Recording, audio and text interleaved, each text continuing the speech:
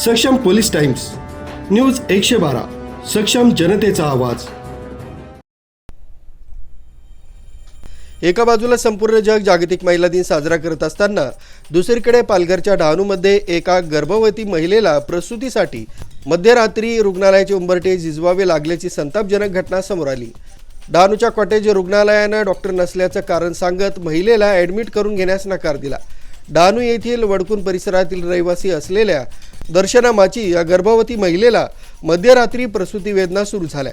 कुटुंबियांनी त्यांना तातडीनं डहाणूच्या शासकीय कॉटेज रुग्णालयात नेलं, मात्र हॉस्पिटल कर्मचाऱ्यांनी वैद्यकीय अधिकारी उपलब्ध नाहीत असं सांगून त्यांना दाखल करून घेण्यास स्पष्ट नकार दिला।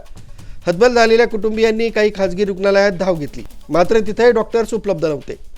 अखेर मध्यरात्री 3:30 वाजण्याच्या सुमारास एका खासगी रुग्णालयात त्यांना दाखल करण्यात आलं।